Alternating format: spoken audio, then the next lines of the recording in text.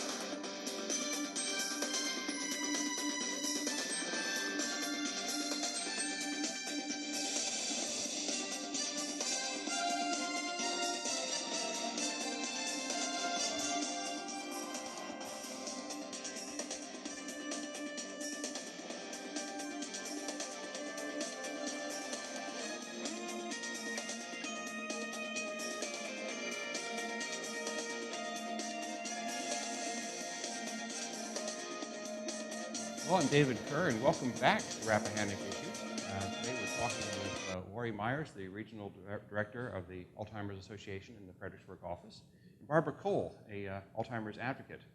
Barbara, you were just telling us about the symptoms of Alzheimer's, early onset Alzheimer's that you were experiencing, and they were sounded very pervasive and disconcerting. At the same token, to a lot of people, they hear, well, I do the same thing. Yes.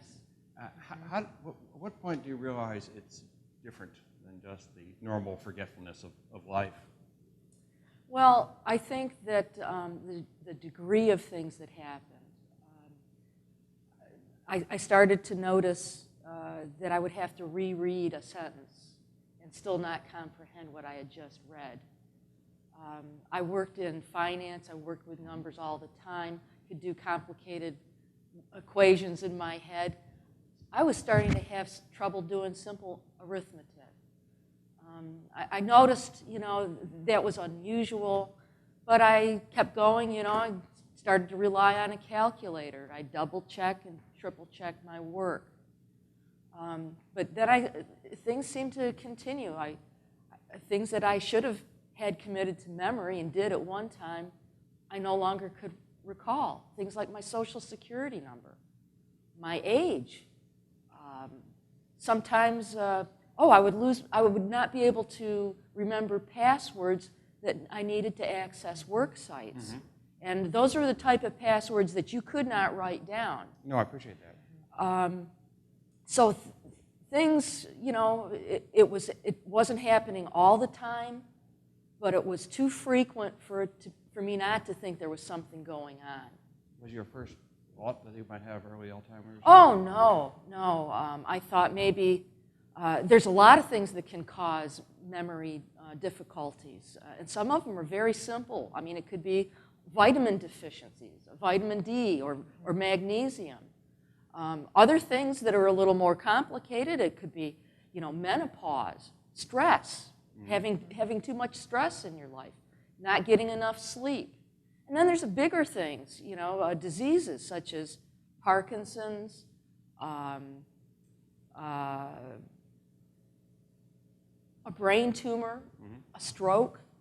Any of those things could indicate or could be symptoms, could be having memory difficulties. So how did it happen? How did you go from the symptoms to the diagnosis? Well, is there a generic or a established way to diagnose the disease? Well, what motivated me to go to my doctor, my internist, was when I would be on the road driving to go to, say, the dentist's office, and I would just blank out, have absolutely no recall of where the office was located. Mind you, I've been there dozens and dozens of times. And for the life of me, I could not recall. And I looked at things, and things didn't look familiar.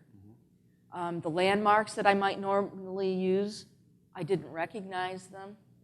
So, I talked with my family, my husband, basically, and he said, "Oh, Barb, you're just under too much stress." And part of the thing being in my 40s when this was starting to happen, the last thing people think of is Alzheimer's disease with a person my age. I mean, the stereotype is it's a, you know, an elderly person, someone who's in a nursing home, someone who's really lived the majority of their life. And so it took longer for me to get a diagnosis because it was almost like that was ruled off before it was even considered. But if you have symptoms, if you have unusual things, and I would caution people to not be, terrified. I would encourage people to go see their doctor first, their family doctor, and explain them what symptoms they're having. The first thing they'll do is they'll run some tests, blood tests initially, to make sure it's not some of the simple stuff. They'll evaluate for things like depression, and if it's depression that's causing it, it's easily treatable. There's medications for it. If that doesn't turn up, those tests don't arrive at what's a likely diagnosis, then they start other tests, MRIs, CT scans.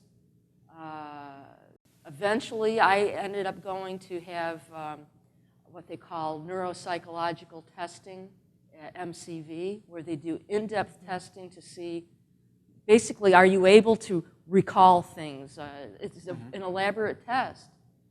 When the diagnosis came back from all of that stuff, they said, well, it was dementia, my neurologist said, and probably Alzheimer's. Well, I thought, well, it can't be Alzheimer's. I thought you could only know that from an autopsy. But things have changed. There's a new test, a very expensive one, and some insurance companies won't pay for it. It's called a PET scan of the brain. And that can be a determining test. And unfortunately, it did further indicate that it was younger onset Alzheimer's in my case. Oh, one thing, we've just got a minute or so here, some of the misconceptions. Because here you are, you're on the show, you're with me. For all the years you described where you had symptoms, you were carrying out very responsible jobs, and I know from my personal experience, doing so very successfully. So there's a perception, there's got to be, I have a perception of my poor grandmother suffering, not really suffering, she wasn't aware of the situation, but gradually losing her faculties. So where does the misperception come in? Well, as I already pointed out, age is one misconception. It does affect younger people, although not in the same numbers, but it's still a devastating disease. The thing about having the younger onset Alzheimer's is I'm still young enough where I can communicate these things that I'm experiencing. People who are elderly, they're not getting the opportunity. Their family doesn't see a huge change in them. When they see the memory and the cognitive function decline, they think that that's normal. But Alzheimer's is not a normal part of aging. When they come back, I'd like to talk about the progression of the disease. There are 7 stages, I believe. Correct.